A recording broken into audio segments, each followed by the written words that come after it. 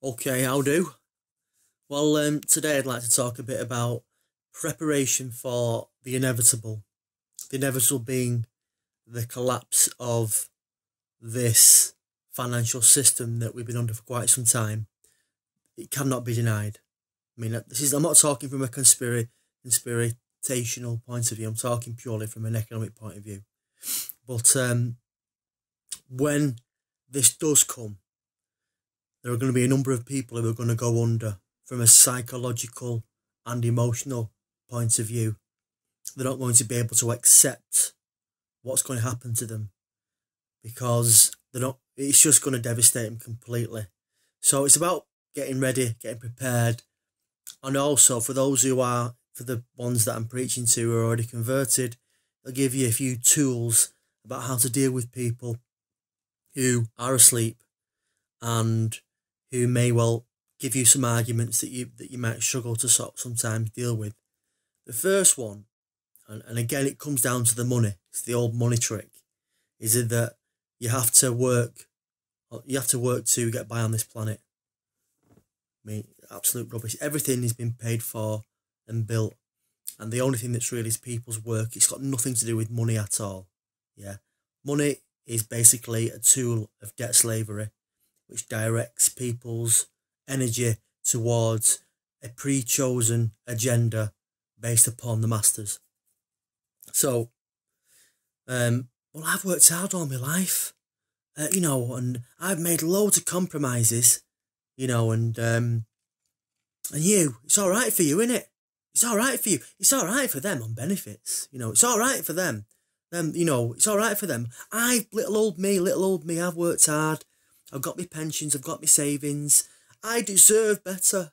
I deserve to retire. I deserve it. So immediately, we're getting into people of an older age, our parents, those who have worked most of their lives, who have been brainwashed by this system that, first of all, that you have to toil and strive to get by, and there is no other way.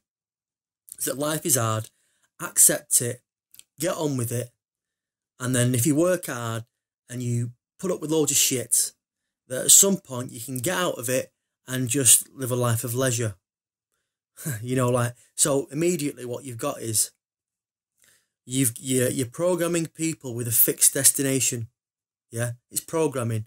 So there is a fixed point of view to their whole life and an outcome and agenda, at which point they can then cash in, yeah, and live the life of luxury. So what that does is immediately it takes you out of the moment.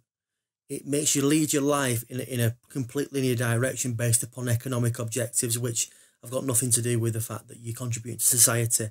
Because it may have been that you've worked in a bank all your life, and you might think that you're really good at your job, but in fact the banks are just tools of oppression.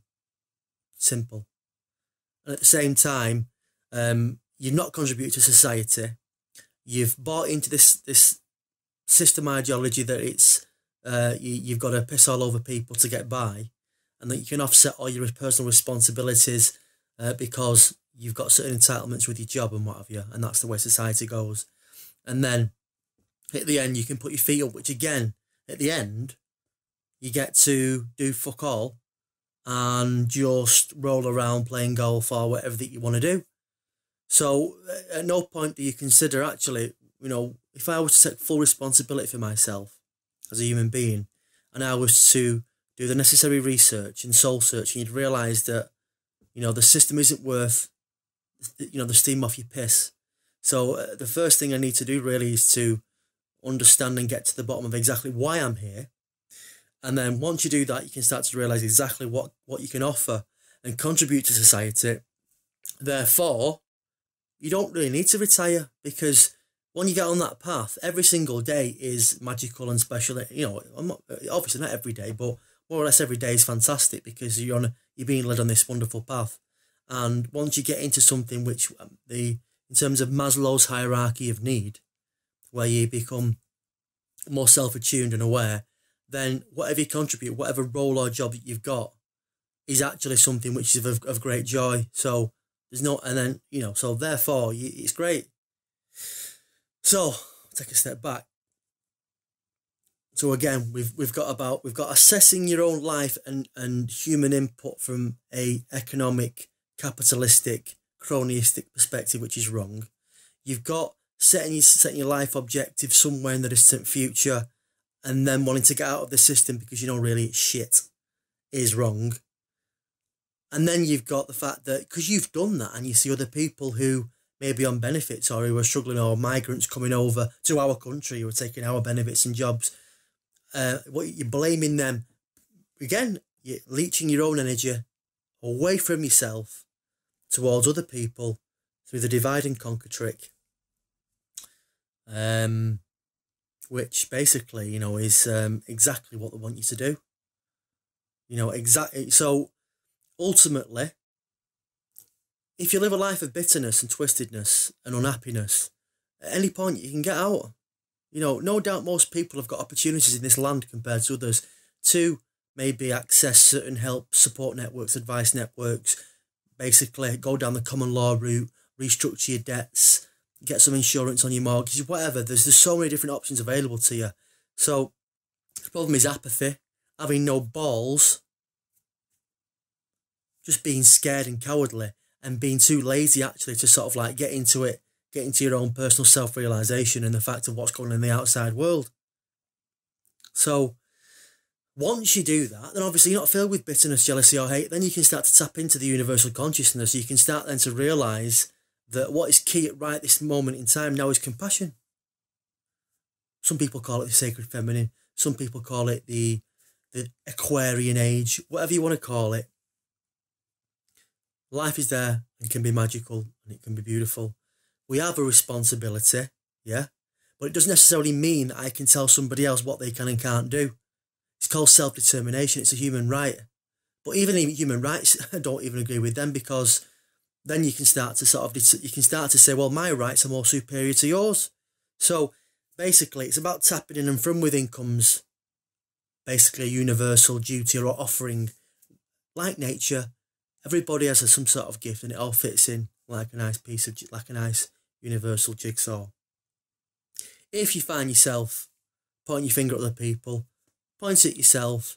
Why is it that I'm choosing to give away my energy and become bitter and twisted? What is it that I'm not doing in my life right now that prevents me from living a fulfilled life? Why is it that I am a horror bag? Why is it that I've got all this? Because no doubt you're unhappy. No doubt you're unfulfilled. Look at yourself in your relationship with your partner, your relationship with your friends. Look at your relationship with your children. Those are perfect mirrors to determine whether you're living a fulfilled, happy, life or not. And that doesn't mean whether you go on 3 holidays a year, whether you've got a nice car, whether you've got a nice house, or whether you're a certain way up a ladder. It's got F all to do with anything which is about objects or hierarchy or things in general. It's much more of a subtle, wonderful human point of view. So get off your ass. Don't be a victim. Take responsibility. Get in touch. Tap in. Move forward. Get yourself ready, because this crash is coming. And when it comes, if you've got loads of things, or you're going to be in all sorts of mess. All we need to do basically is sort the community out. Ensure that our leaders are taking full responsibility for the promises and the jobs that they've got. Yeah. And then from there on, with the technology that we've got, yeah, and the knowledge that we've got, and the knowledge which has been hidden away, which we can speak to people like me about, and many other people in your community, we can make this world miles better.